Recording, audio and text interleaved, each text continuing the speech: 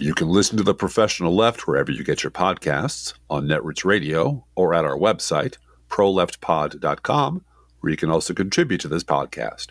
There's a PayPal button at our website, or you can mail us a letter and or contribution at P.O. Box 9133, Springfield, Illinois, 62791. This is the podcast for November 4th, 2025. It's not safe for work. Recorded live from the Cornfield Resistance, where we're awaiting the election results to find out which version of Democrats are doing it wrong pundits will be running with tomorrow. It's The Professional Left with Driftglass and Blue Gal.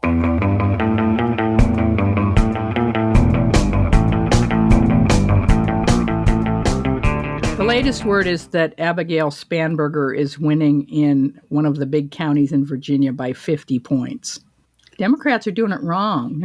They're not reaching out to, independents. I don't want to jinx it because the polls aren't closed and we don't really know, but it's three. Mm-hmm. They close at 9, I think, in New York. New York City, they close at 9. Don't listen to me. I'm in Springfield. I know nothing. It's 1974 here, so don't listen to anything I'm saying. Right. But let us assume that Mom Donnie wins. Mm-hmm. What lesson will they draw from Abigail Spanberger? The normie centrist Democrat, right of center Democrat, and this socialist monster from New York also winning.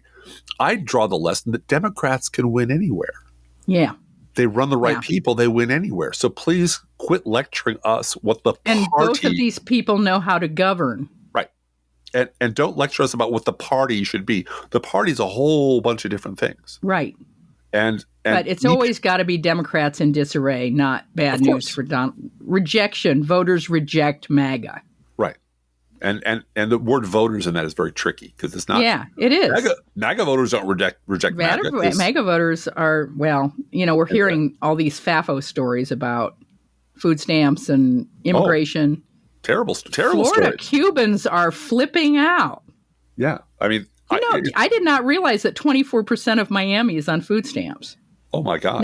Not 24%. Of Florida. I'm talking about just Miami. Jesus. Yeah, there's a lot of anecdotal stuff. We don't really do a lot of anecdotal stuff here because it's it is what it is.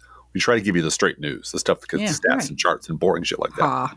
But there is at least one story floating around of, I'm on disability and I'm not getting my check and my husband's a veteran or whatever and he's getting stuff.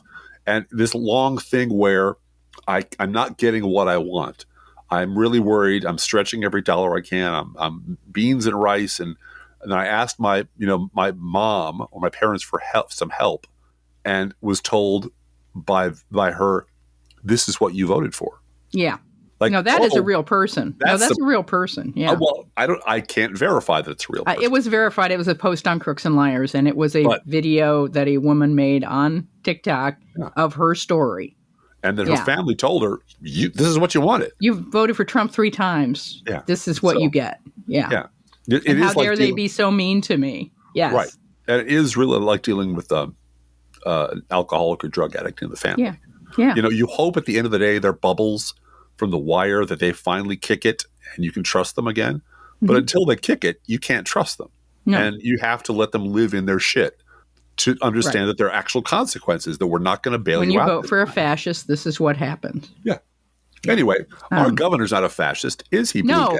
And we are going to start our show today with these words of wisdom from our governor, JB Pritzker, to the American Federation of Teachers last month. Let's talk about what we're up against in 2025. President Trump and his bootlickers have torn down the U.S. Department of Education from the inside. Instead of helping to improve math and reading scores like you all are doing and supporting our educators, they're making it harder for students to get ahead. Books are being banned. History is being erased. Republicans want to take billions away from public schools and pump it into private institutions. They want to punish teachers for telling the truth. They want to criminalize educators for supporting LGBTQ students. They want to turn classrooms into cultural war battlegrounds. And I'm sorry to be vulgar, but Donald Trump and his cronies can fuck all the way off. And Today, yes, he did say the F word. Yes, he did. And I know we have some listeners who think we're saying the F word too many times these days. You're probably right. But and we probably are. It's like Pringles. You can't eat just one. You know? And we're going to steer directly into territory where the F-bomb might come up more than once, because today we also come to bury Dick Cheney, not to praise him, not to, go all Shakespearean on you. This is from CNN, and it's worth taking apart piece by piece.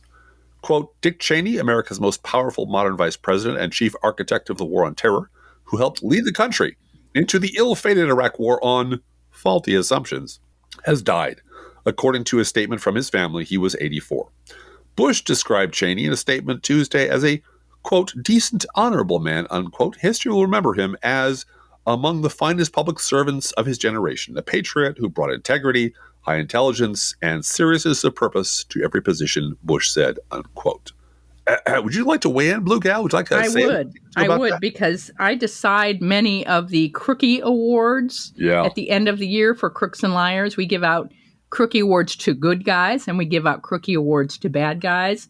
Uh-huh. And this statement from CNN is going to win a Crookie Award for the overwhelming whitewashing of reality that the statement helped lead the country into the ill-fated Iraq war on faulty assumptions statement. Yeah. That writing took some work. Yeah. And it is like misreading the cookie recipe and adding cups instead of teaspoons. Yeah. Oopsie. Well, I put a cup of vanilla in it and it doesn't taste good. Mm-hmm. Yeah, it's just an innocent mistake is all the Iraq war was. It was faulty assumptions. I think you might want to hold off on the Crookie Award, just not because it's a bad idea, but because I have a feeling that CNN is going to be joined by many, many, many other organizations. That's all right. We can give out multiple. There's no limit as to the number of Crookie Awards we can give out. Yeah. It just so happens, Blue Gal, that the very oldest joke I ever told on the internet as Driftglass was in the comments section of the late, great Steve Gilliard's news blog back in 2004. Now, I can't retrieve that directly because that blog has died off and most of the posts are gone. Comment sections are long gone. Variations of my little joke have appeared in various forms over the years. You know how jokes are. You modify them, you update them for the kids, for people. Nobody knows who the hell Cokie Roberts is, so you don't talk about her anymore. But the original went something like this. Dick Cheney is found naked on the White House lawn, tossing burning kittens at homeless veterans and hitting babies with a ball-peen hammer. What are the first three words out of David Brooks's mouth? They are, of course, but the Democrats. But the Democrats. And that joke is now 21 years old. Yeah. And the sentiment is twice that low. For 40 years. This joke, the sentiment behind it deserves its own midlife crisis. It's been going on so long. Now, whether or not you consider it funny in the traditional sense of, ha-ha, that really is funny, it does capture the twin pillars of the legacy media very efficiently, if I do say so myself. First, never let us dirty hippies get away with criticizing Republican ghouls and monsters. And second, in service of that, always, always, always deflect to but the Democrats. But the Democrats. I didn't coin the term whataboutism. I did coin both-siderism. That was a long time ago. But that's what this is. And that's been the main weapon in the legacy media arsenal for the legacy media for as long as I can remember. And the 21 years since I wrote that in Steve's comment section, that dynamic has never, ever changed. No one has ever lost a job over it. No one's ever been chased out of the club over it. No one's ever had to apologize for it, for doing it themselves. Now, over at the Bulwark, you remember the Bulwark, Blue Gal? Mm-hmm. Today they basically handed the mic over to Dick Cheney's biggest Iraq war cheerleader, Bloody Bill Kristol, and just let him run his fucking mouth for about 20 minutes about what an amazing guy Dick Cheney was. There was a minute or two devoted to the Iraq war and to Cheney's torture regime, even though the word torture was never used. Kristol had to flail around until he found the word treatment, the treatment of those people. Guantanamo Bay and the Iraq War and so forth. That was basically the entire commentary. According to Kristol, the Iraq War is at best Say it with me, Blue Gal. Say it with me. Controversial. Say controversial one more goddamn time. Controversial. Bill Kristol. And everyone, of course, being this is America, everyone is, of course, entitled to their own opinion, which was emphatically not Bill fucking Kristol's opinion back when he ran the Weekly Standard. No, it was not. And he and people like him and the entire conservative media and basically the whole legacy media just shit all over anyone who questioned the inerrant wisdom of George W. Bush's war, of Dick Cheney's war. Remember the Dixie Chicks now. The Chicks just had their careers terminated for years because they said 12 mean words about George Bush. That's it. That's what happened. And let me tell you from personal experience and from talking to fellow bloggers, speaking of Stephen Gilliard, one of the reasons his funeral was held in private is because we were concerned. I didn't go, but we were concerned as a group that assholes from, all the usual places, right, all the usual scumbags would show up just to shit on him and laugh and jump up and down and piss on his grave. Because that was what it was like to be a liberal blogger during the Bush years, which nobody on the right seems to remember because, of course, the fire wasn't directed at them. They were directing it at us.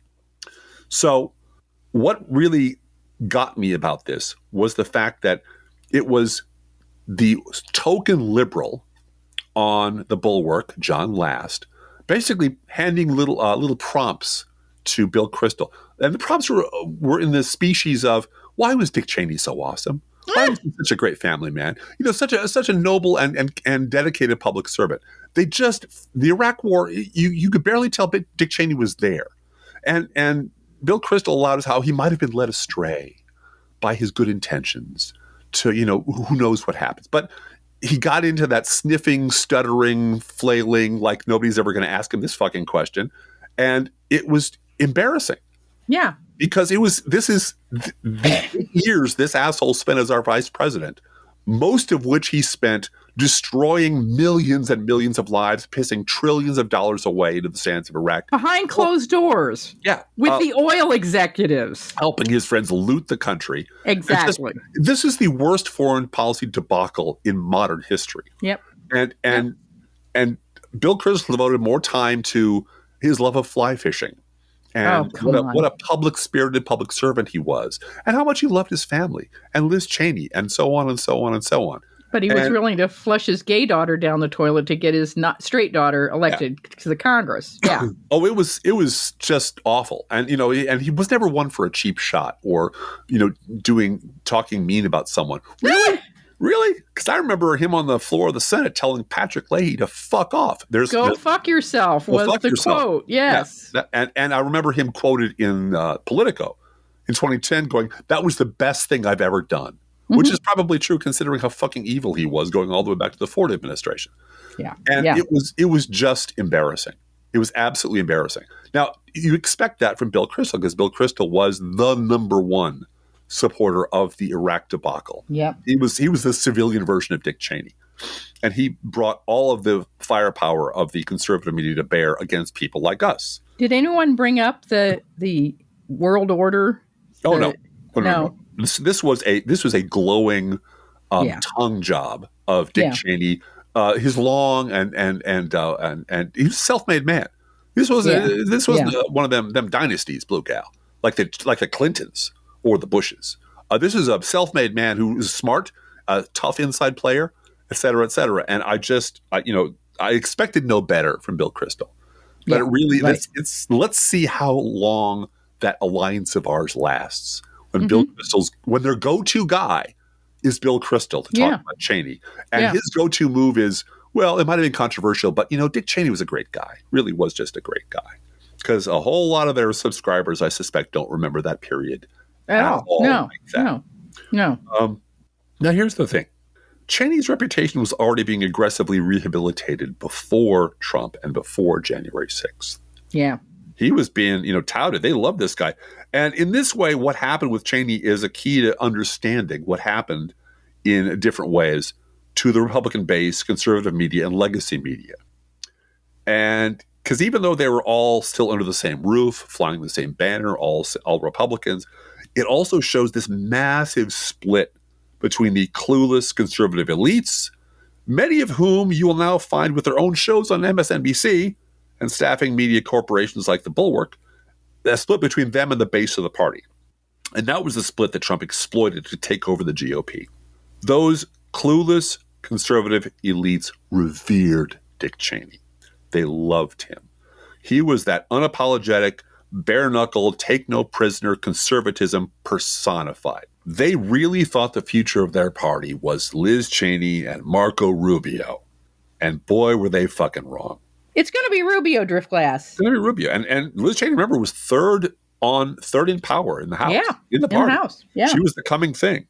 And by the way, I learned from Bill Kristol's eulogy, is paean to Dick Cheney, that Liz Cheney was really had a lot of problems with Trump long before January 6th. She was like a secret arm of the rebellion inside the Republican Party. Even as she was calling us baby killers and the face of evil, all that was done in the service of playing the inside game. You know, trying to work it from the inside, trying to steer Trump away. Trying to make Trump behave. Yeah. Good luck with that. These people are all fucking secret heroes. Yeah, sure. That we should just shut up and appreciate.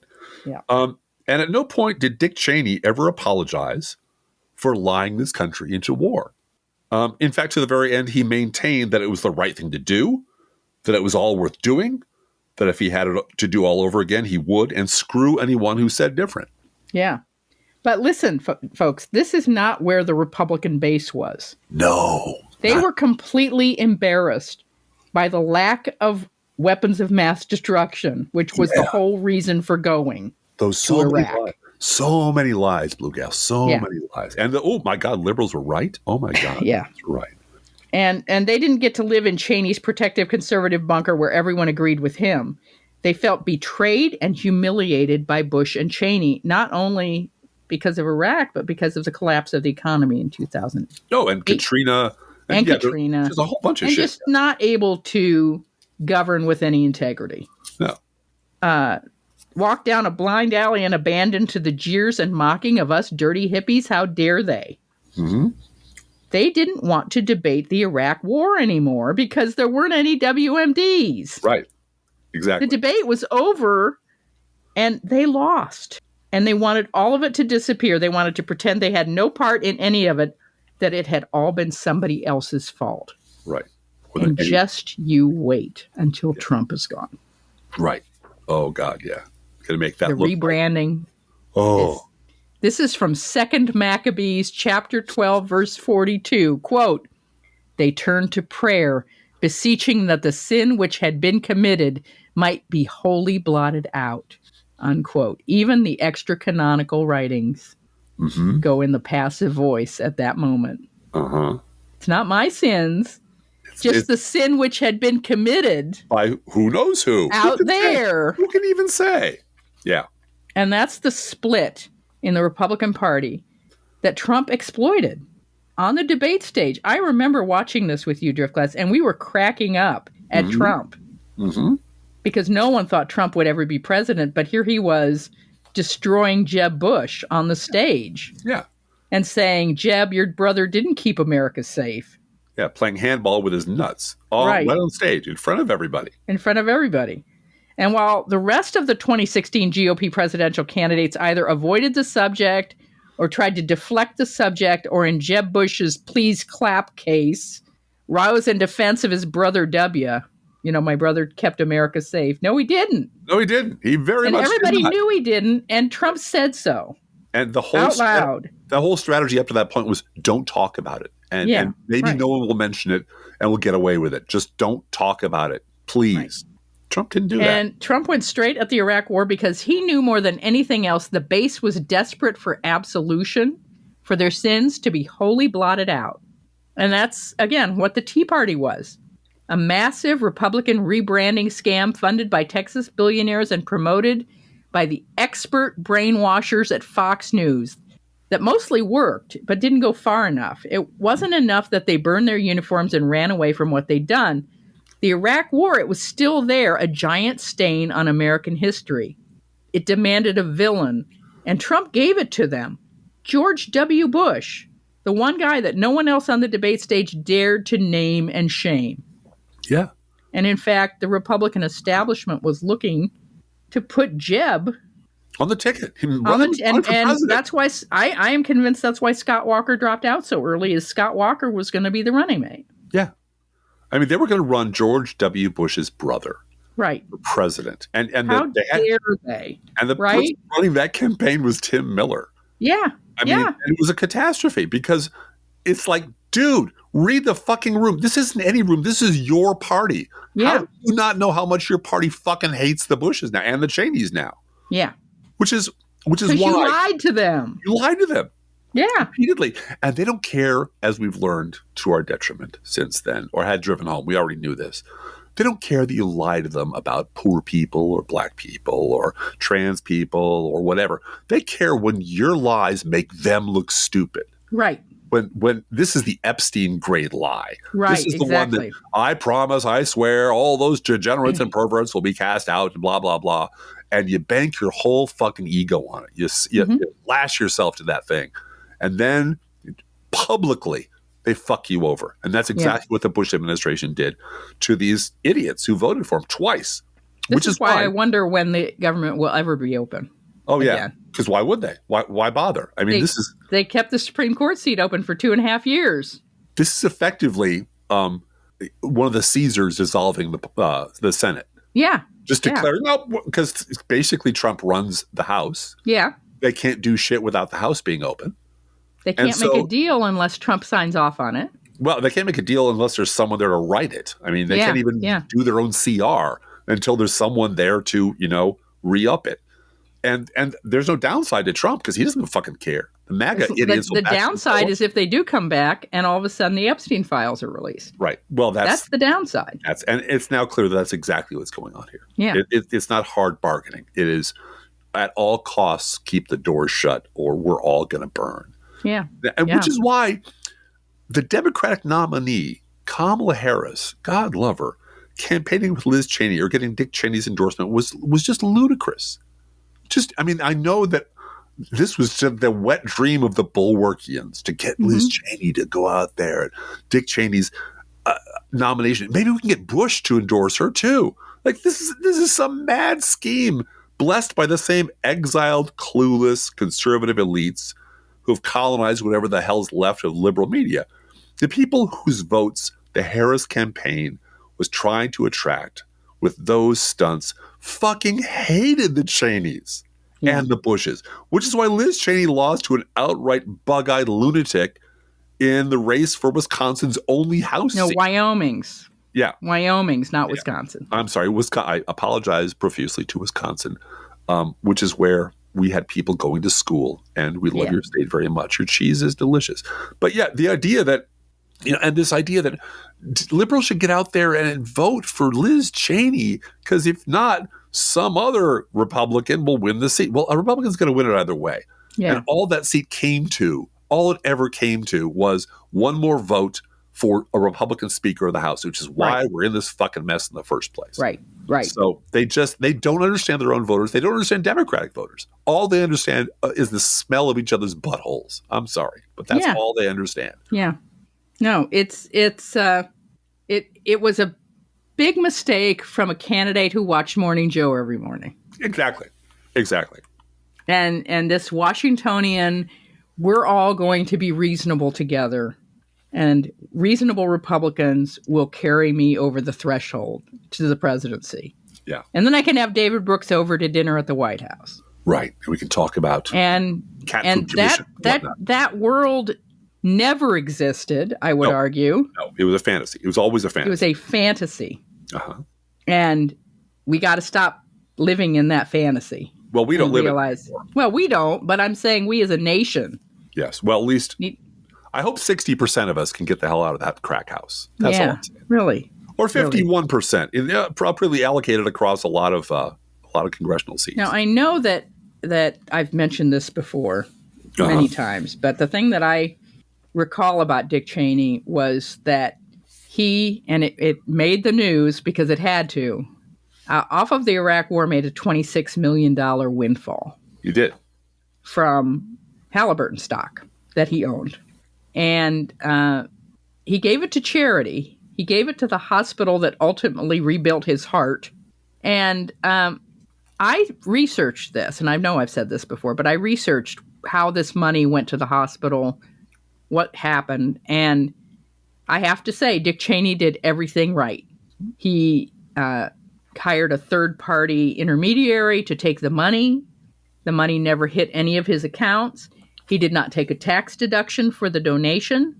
The money went from the stock to the hospital, and he did everything the correct way, as any politician who wants to continue to serve as a politician will do. And this is what Hillary Clinton and Mike Pence. Yep. If you look at their tax returns, yep, they give 10 to 15% of their entire net income to charity every year.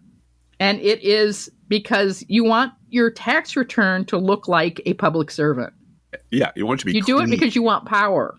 Right. That's and power is more important than money. You can always get money. You can always write another book and make money. But you can't buy power unless you do things the right way with your money. And I think there's a lot of congressmen who have completely forgotten that in the era of Citizens United. Oh, yeah. Where you can just do anything with PAC money and get away with it. And it's escalated since now that Trump just loots the place. No, well, that's the point, is that Citizens United absolutely paved the way for Trump. Yeah. And the backlash that's going to come from in the post-Trump era of Congress people having pressure on them from the public, and I'm serious about this. The public is going to have had enough, and that goes for boots on the ground Republicans in Wyoming as well. Republican voters, base voters, have had it with Citizens United. They don't want George Soros buying elections, even though George Soros doesn't buy elections. The perception is there that Democratic billionaires, like George Clooney, can just put an ad in the paper and steal an election. Well, it is one bipartisan thing as far as boots on the ground voters are concerned, to get rid of that ruling. Well, two things, if you don't mind. Yeah. One is getting rid of Citizens United would not get rid of people like Trump just having crypto scams. No, right. And you're going to have to regulate crypto, which is going to be a tough one. And renting out, their golf courses. And there's so much fucking corruption going on in this administration. There is. But it's going to take a reform of Congress too. They can't own private stocks. Yep. If a staff member breaks the Stock Act, he's fired for cause. Yep. Now, and that is an automatic firing for cause, not something that can be negotiated. Blue Gal, there was a time when, let's say, a very powerful representative from Chicago, say, who ran the House Ways and Means Committee, did some postal stuff with the House Post Office, cashed in a bunch of stamps, and that was the end of his career. Yep. He bought Chicago a fucking helicopter, and it still ended his career because that was just too much. Cashing stamps, exchanging stamps for money, which is what it came down to, was just a bridge too far. We can't have that be happening in public. It was corruption. Secondly, what the Soros people, the Soros buying elections people don't understand is we've moved beyond that. We now rig elections by cleverly editing CBS transcripts and telecasts to make Kamala Harris appear look better. That's right. That's how we do things. We're just, we're 21st century. We're going to be using AI to create the perfect candidate to win in 2028. We are. And that candidate's name is steal the third term from Donald Trump. Right. The perfectly legitimate third term. Right. Mm-hmm. All right. Moving on. We have something that I found on Instagram, and it's old. It's by a life coach, apparently, named Craig Harper. And it is called 12 Rules for Staying Fucking Sane. But when I brought it up with Driftglass and I showed it to him, I said, this is really 12 rules for winning elections for Democrats. It is. Absolutely. And so we're going to alternate reading these and discussing them. I think it's worth talking about. Yeah. Number one, these are 12 rules for staying effing sane. Number one, meditate like a fucking monk. I think that's just good idea for everybody. Yeah, you actually do that every morning. I do. Conscious effort to get in touch with center myself. A calmer center self. Yeah. I roll out of bed, hit the keyboard, drink a gallon of whiskey, and just piss all over. No, I have a slightly different routine, but I agree. Meditation is whatever calms you and centers you. Yeah. So if it's candle making or woodworking or knitting or listening to the Bible, whatever it is. Yeah. I knit to a Bible lesson every morning. Yeah. Now, number 2 is avoid debates with fuckwits. And I cannot emphasize enough that whoever changed the rules that we used to have in the old blogger days where don't feed the trolls in the age of Twitter and now Blue Sky, please feed the trolls. Please stop feeding the trolls. We have learned through bitter experience, doing this for decades, that you cannot win a debate with a fuckwit. There's just no percentage in it. Now, if you're putting on a performance for other people, in front of other people, going, hey, look at Dum Dum over here. Look how I can bounce them off the wall like a handball. That's fine, if that's what gets you off. But don't debate on the assumption that it's a debate, that you're going to win or persuade of them anything, because fuckwits don't change. And you just have to learn to live with that. And you got to look at your time and what your time is worth and how many postcards to voters could you write instead of debating fuckwits on social media. Absolutely. Number 3, laugh at silly shit.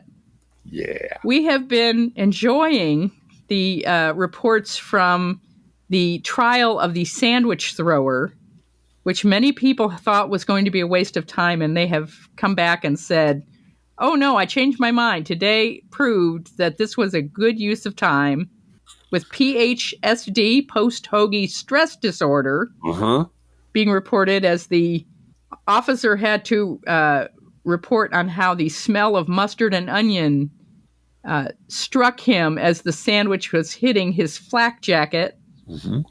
And they had a debate about whether the sandwich survived the toss. I gotta say, the picture of this guy, at night curled up going, the onions, man, I can't sleep because of the onions.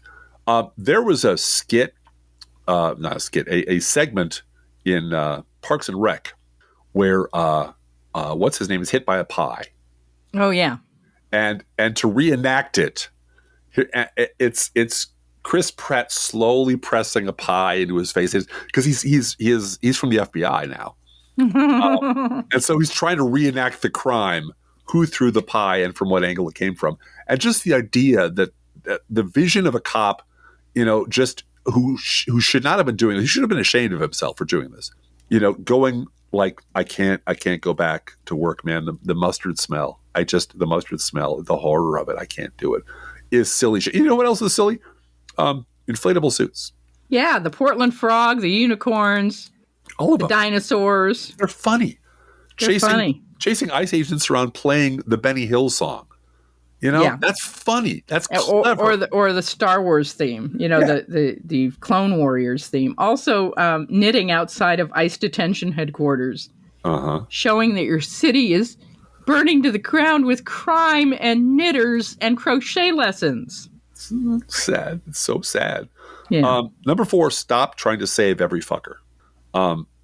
You can say there are people who can be saved. If you see someone drowning, save them as best you can. If you can swim, jump in there, pull them out of a burning car, those sorts of things. We're not talking about that. We're talking about people who are just fucking determined to be awful and dumb and ignore facts, because those people are headed for a crash like an addict or an alcoholic. And you know what? If they have a real sincere desire to pull up on the throttle and get into a program and get that out of their lives, great, you can help them with that. But until, I want every fucker to end up like Bubbles on The Wire. At the end of his horrible life as an addict, he cleans up and he gets better. That's great.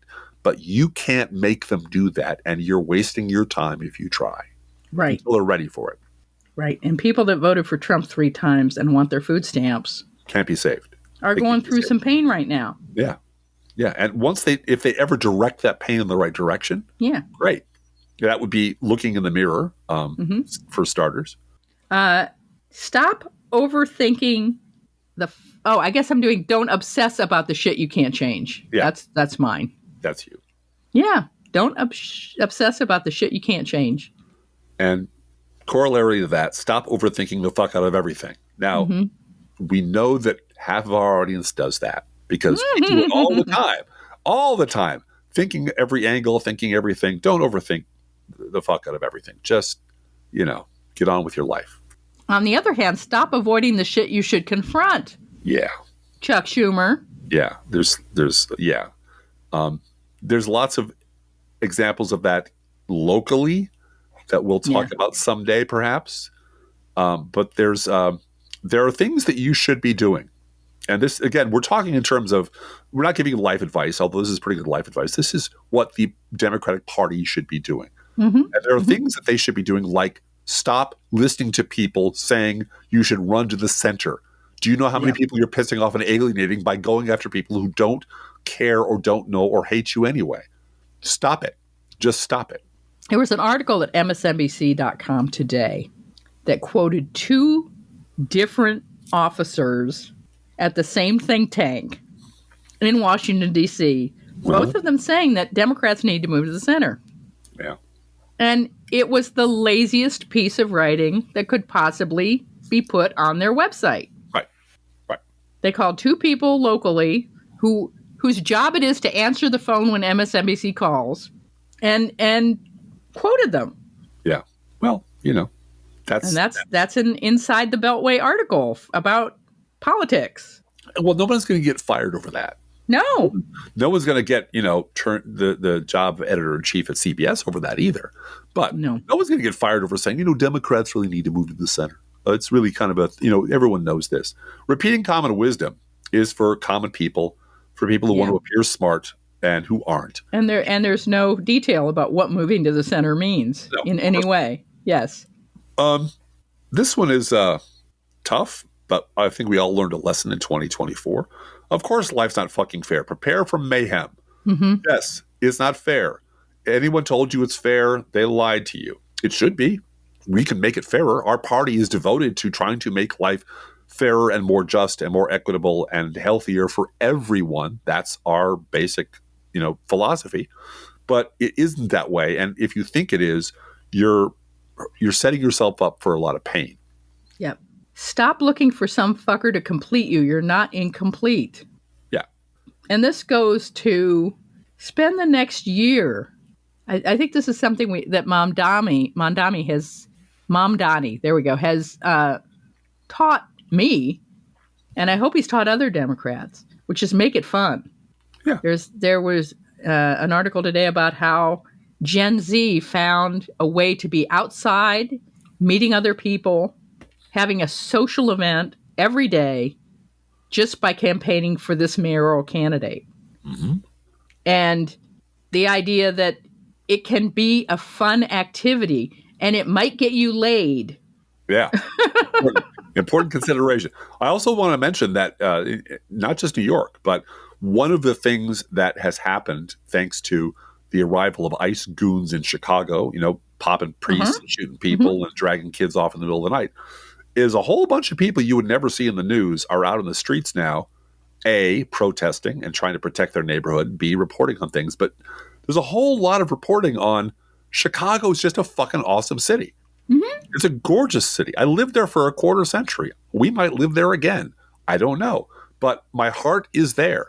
And it's a beautiful city with beautiful neighborhoods and lovely people and some problems like every other major city. And the arrival of a bunch of brown shirts from, Trump's goon squads is not going to improve the situation one iota. But what you do see are people, not just the SNAP thing. I believe Manny's, the legendary Manny's Deli, will be giving meals to families, to children. There's a whole bunch of people. I don't want to leave anyone out, so I won't name them all, but there's just all kinds of community activism rising up to meet the challenge. Now, they're not going to meet it 100% because that's what the federal program is for.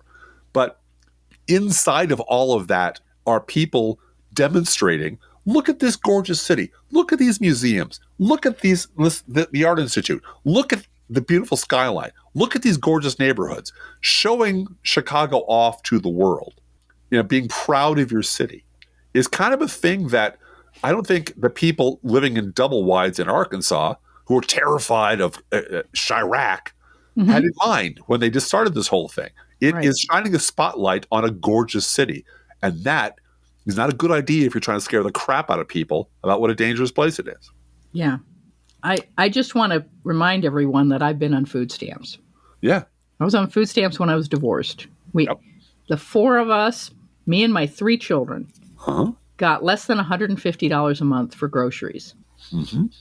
And I had to prove to the SNAP people that I had less than $2,000 to my name in order to qualify.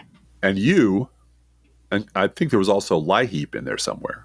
Yeah, I got LIHEAP 1 year. I was able to get LIHEAP. But you were able to walk in with all of your paperwork in order. Yeah, that was the thing. Like I knew I worked in customer service. I knew what they were going to need. They were going to need birth certificates and social security numbers and proof of my residence and so forth. And I brought a folder. Mm-hmm. And then I said, I hope every other client you have today is as easy as I was. And the woman just rolled her eyes. No. Because being poor is a full-time job. Being poor is a full-time job. Absolutely it is. Yeah. And, and I was up on my uppers, as they say, and my unemployment was enough. Kicked us off of food stamps. Yeah, because when we got married, he was on unemployment, and that meant we had too much money. Yeah. Yeah. And I could do a half an hour on all the requirements you have to qualify for unemployment. Yeah. And all the penalties involved if you fuck up even a little bit. Yeah. And I know this, A, because I was on unemployment and had to do all those things. And B, I was in workforce development. I know the whole system from the other side. And I know those were really tough years. Those were incredibly tough years. And we were married in 2011. Huh? And you'd had some work, but you'd been essentially unemployed for 2 years. Yeah. I have never had a full-time job with benefits since I was laid off from the city of Chicago in 2009. Never. Yeah. I've tried. Believe me, I've had jobs. I've had other jobs, and I'm not going to go down the list of, woe is me, because I have a lovely wife and great kids, a roof over my head, and a podcast that people actually listen to, which is wild to me.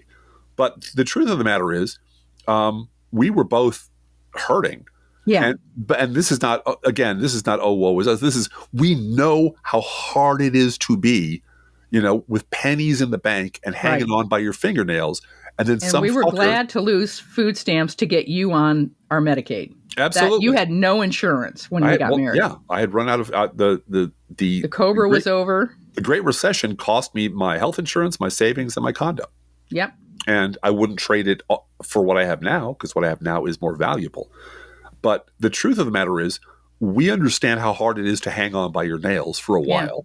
Yeah. And we understand what Trump is doing to those people. Yep. He's stomping on their fingertips, trying to make them fall. To make Democrats feel bad. So that they'll cave. Right.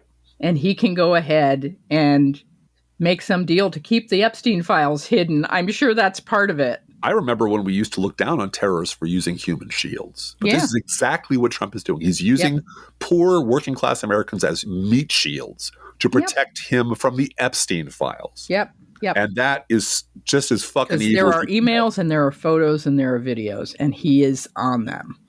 Anyway, moving on. Yeah. Listen, stop expecting others to think like you. It's fucking ridiculous. Yeah.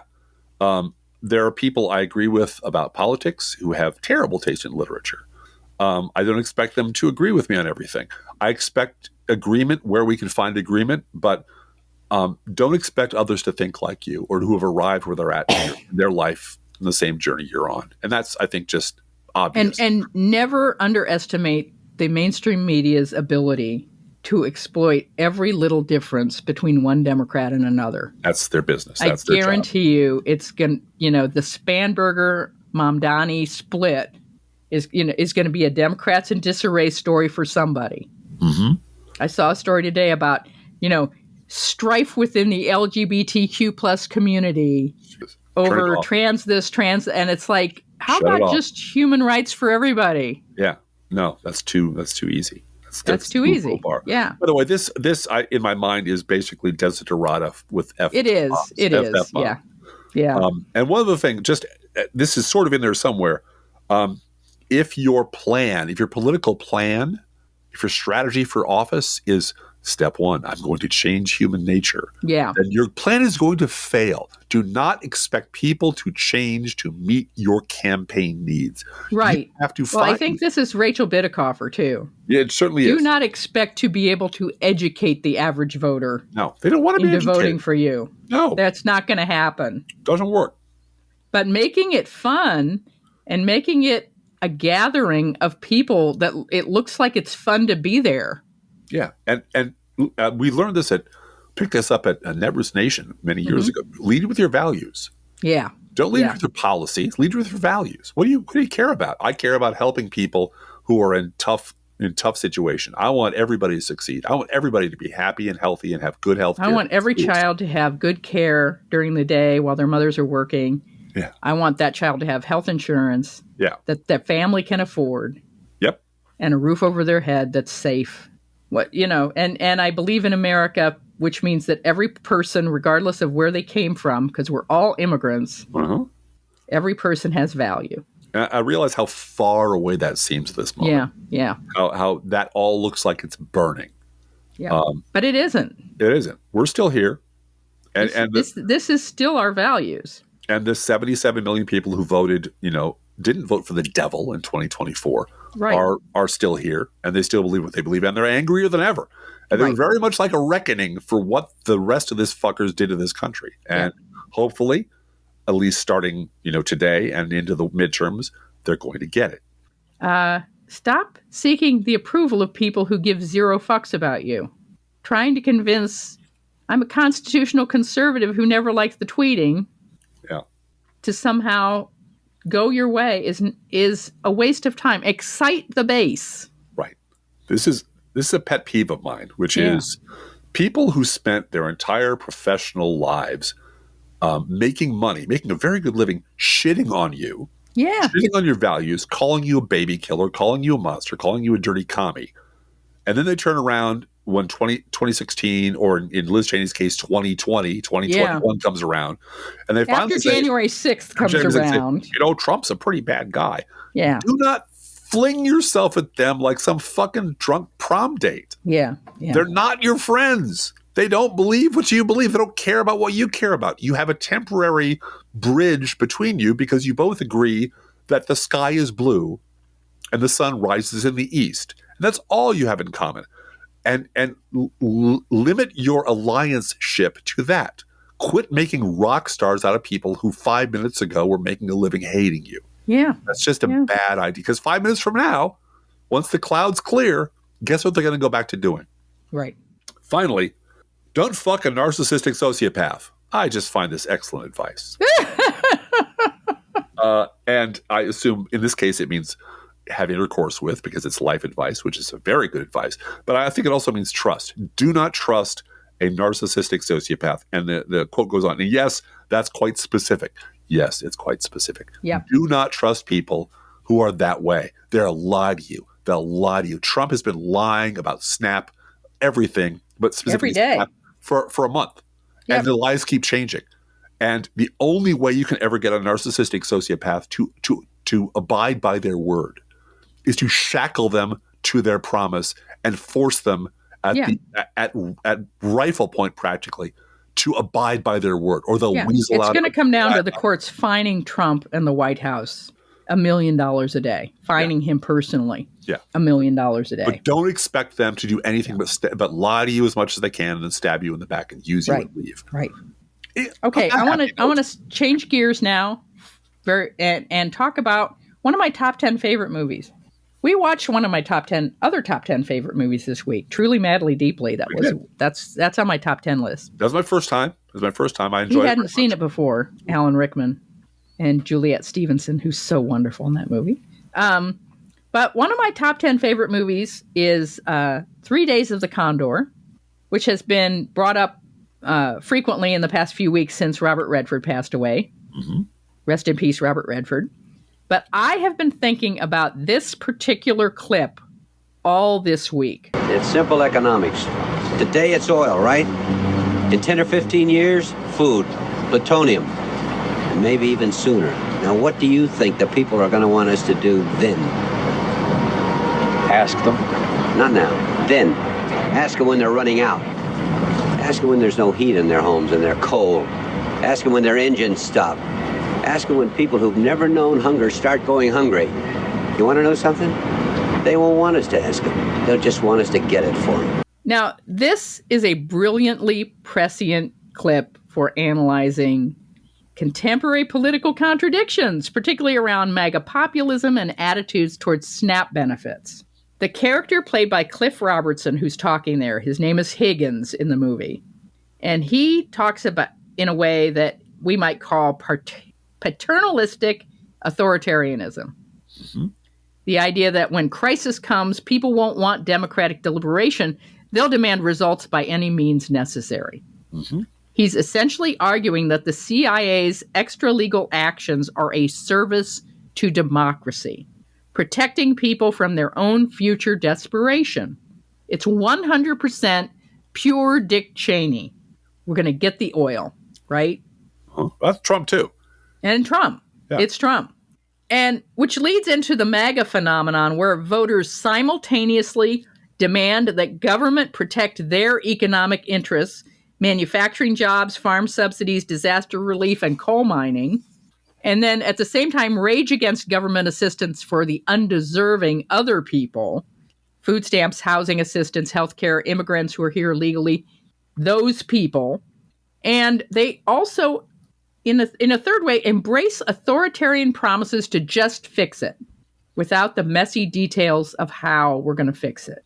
And that is Trump's gift. I alone can solve it. I alone can solve it, and it'll be easy to fix. Everything's and I easy promise you we'll just fix it. And you won't have to pay anything. Or worry Mexico will build the wall.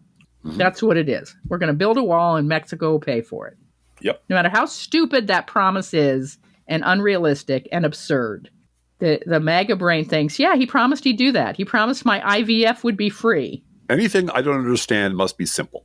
Yeah. Right. And so he said it's simple, and the reason it's complicated is because there's lying Democrats just make up a bunch of reasons. Right. Washington just, I like Trump because he's not a politician. Right. Yeah. All right. So Higgins, the CIA guy who's making this argument, assumes people will abandon democratic principles when they personally feel scarcity. When people who've never known hunger start going hungry, they're going to want us to just get it for them. This perfectly captures the MAGA worldview, where economic anxiety among traditionally secure people, white people, justifies extreme measures, but ongoing poverty that's pernicious among those people deserves only moral judgment and condemnation, not systemic solutions. And this is David Brooks. Yep. Black people have to get married. Yeah. Poor people. Poor people have to get married. That's that's the problem. That's how you right? That's how you fix poverty. Sure. And this is a core, repeated, brainwashing argument at Fox News that they're undeserving people getting your stuff. Well, and it goes back to 1976 and Reagan talking about welfare queens. That was 1976. He was on that. Yeah. So this has been around a while. Yep. The hypocrisy is stark. Food stamps for me, I'm a disabled blah, blah, blah, blah, blah. And that is always reframed as deserving, getting what you're owed. I'm a taxpayer. It's all, and it always boils down to whiteness, by the way. But not for thee, the dependent and lazy and shiftless and immoral. You might remember the Enron movie. Yeah. All those people who were making really, really good salaries were all suddenly unemployed. They showed up at the unemployment office demanding to know someone get them a job. Get me a job. And I need a 6-figure job. Yeah. And it's like, that's not how this works. Well, why not? I pay my taxes. And no, you pay for this thing here, which is, believe me, as a workforce development professional, is not getting people 6-7-figure jobs or 5-figure jobs, or getting them even wage replacement sometimes. Yeah, right. It's not, and the money you have to serve everyone, because this is a system for everyone, is never more than sufficient to do 5 or 10% of the people who really need it, ever. Right. And these people just thought, well, there should be a service for me. I'm a white guy. I lost my important white guy job. Someone should be around to make this right. And I'm looking at you, Karen, across the desk. This is your job. Not my fault I lost my job. Because I'm deserving. Other people are undeserving. They're lazy. Right. I deserve your undivided attention and a fresh job. I'll just wait here while you get it for me, like a restaurant. Right.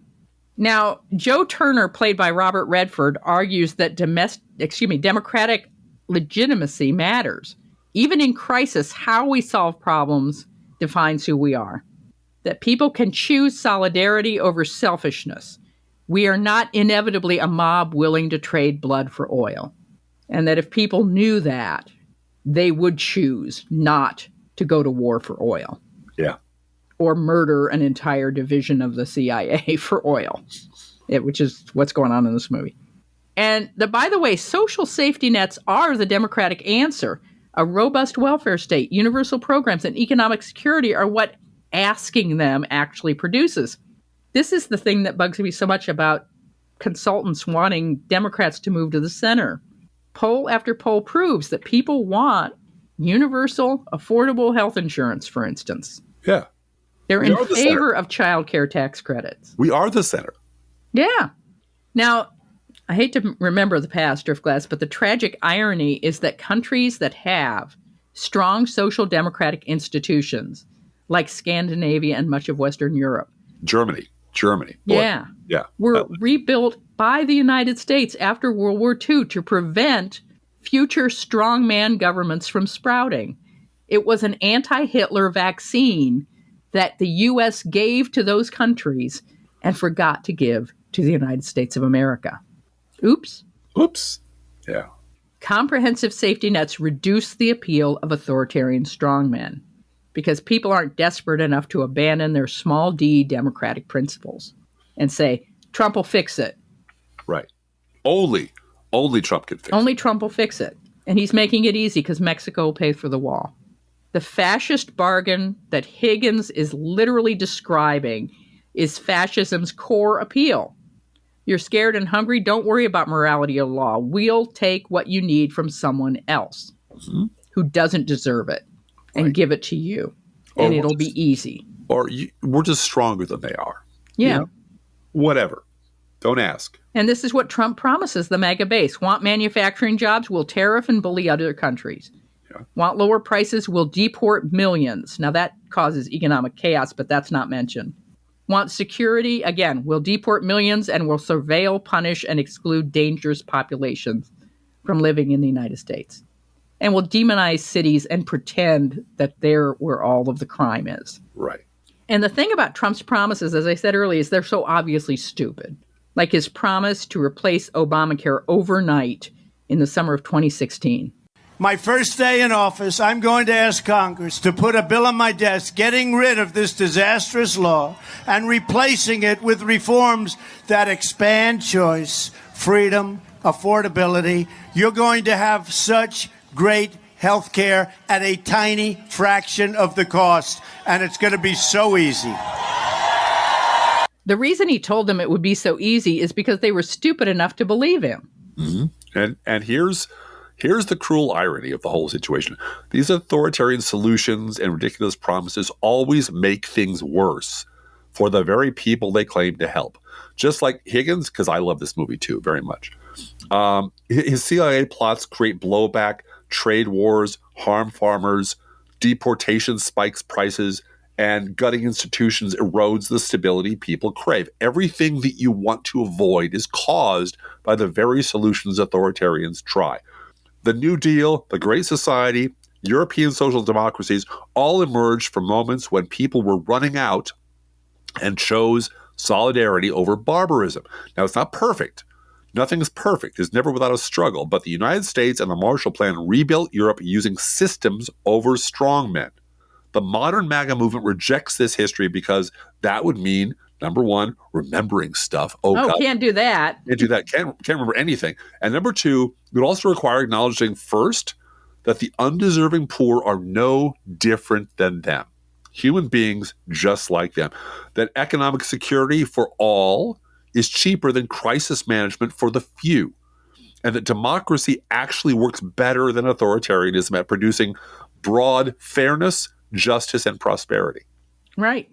The CIA officer Higgins believes he's being realistic about human nature. He's actually describing the self-fulfilling prophecy of those who refuse to build robust democratic institutions. If you never create universal programs, never offer real economic security, never demonstrate that democracy can deliver, then yes, desperate people will turn to demagogues. But Turner's question remains the moral and practical rebuke. Did you ask them? Or did you just assume they'd become a mob and start treating them like one? We have asked them, getting rid of Citizens United, child tax credits, renewable energy, sane gun laws, affordable housing and healthcare. All of those things poll very well, like in the 70%. The American people have been asked these questions, and they've responded overwhelmingly. They like what Democrat policies are. They love the Democratic Party's policies. Which is why moving to the center makes absolutely no sense. No. We are in the center. We're where 69 to 75% of the American people want us to be. And there was a whole rabbit hole today on social media, the Matt Iglesias rabbit hole, this screaming about Democrats need to do kitchen table issues. And a number of people piled on going, have you read the Democratic platform? Did you listen to what Harris and Walsh were saying? They talked endlessly about this very subject you say Democrats never talk about. They did that a little too much and didn't talk about how weird J.D. Vance was. Yeah, and how democracy is under threat. Yeah, but they did all the things. They did all the things you wanted. They listened to you. They listened to those consultants. Yeah. And the message never got past the filters. That's the problem. The message never got to the idiots in the middle who have no idea what's going on and pay no attention at all. Because of Fox brainwashing. Yeah. Well, Fox brainwashing and legacy media telling them both sides are always the same. They're always the same. No difference between the two, blah, blah, blah. Yep. Anyway, I apologize. No, that's okay. The MAGA voter who needs food stamps but votes for Trump in order to hurt the others, whether that means Democrats, non-whites, or women, has actually internalized Higgins' cynicism, believing the game is rigged, resources are scarce, and the only question is who gets thrown overboard. And if my hip is attached to Trump, then I won't get thrown overboard. Right. And now he's thrown him overboard. Yeah. They've forgotten Turner's possibility that we could build a bigger boat. Of course, that means taxing the rich and forcing corporations to pay their fair share. More proposals that poll very well. Yeah, people hate that idea, honey. No, they don't. No, they really don't. Yeah. So anyway, go watch 3 Days of the Condor. Yeah. It's a very good movie. And Faye Dunaway's in it. Faye Dunaway's in it. Robert Redford's in it. Cliff Robertson's in it. It's a very good movie. And I mean, the technical side of it, well, it's just damn good. I won't even spoil it for you. No. It's damn good. Nope. If you're into vintage telephone technology, this will make you very, very happy. Let you know, folks, we're gonna do a news roundup on Thursday. We got a long list, and we've gone over time. And there's all these elections happening, popping off. Yeah, we'll have a lot to talk about because we're going to be on Bob Cesca tomorrow. Oh, that's right. So be sure to check out Bob Cesca tomorrow. And then later in the day, you will be on with Nicole Sandler to class. That's right. I'm saving all the good stuff for Bob and Nicole. So, Well, we will have them in the morning. We'll have a whole lot of new elected officials, hopefully many of them Democrats. Looking forward to that. Also, I want to let everyone know that next Tuesday is Veterans Day, November 11th. And we are having family here to celebrate Thanksgiving that cannot be here on Thanksgiving. Right. So, and Driftglass has to make his famous mashed potatoes. I do. That's a week-long process. It's very involved. He's got to grow the potatoes. Oh, yeah, obviously. So there will be no podcast on Veterans Day. And I want everybody to know that we do take Venmo, and we appreciate the new Venmo donors. If you search for @ProLeftPod on the app, you will see our account. It has our little picture on it. And just a reminder, we don't accept crypto. No. Never certainly not Trump crypto. That's not worth nothing. If you want to send us an ingot of gold, I mean, I'm not going to argue with you through the mail. That'd be fine. But no actual crypto. Thank you very much. No crypto. Feel free to write to both of us at proleftpodcast@gmail.com. We love hearing from you. Be aware that if you write to us at any of our addresses, we reserve the right to read your email or U.S. Postal Service. Go Postal Unions. Letter on the air unless you say otherwise. Please also share the show on social media. And if you love this podcast or even just like it a little bit, please get someone else to listen to. And we really do thank you for doing that. Hey, Driftglass, how are the Internet Kitties doing this week? Oh, Blue Gal, the Internet Kiddies are looking forward to Bloody Bill Crystal belting out, "Didn't we almost have it all?" at the Cheney's funeral, and then flinging himself onto the casket. Let's think about living. Think about living. Let's think about loving. Think about loving. Let's think about the hooping and the hopping and the popping and the loving, lovey-dovey. Let's forget about the wine and the crying, the shooting and the dying, and the fellow with a switchblade knife. Let's think about living. Let's think about life. Professional Left podcast is recorded under a Creative Commons license. Copyright 2024-25, GGBG Productions.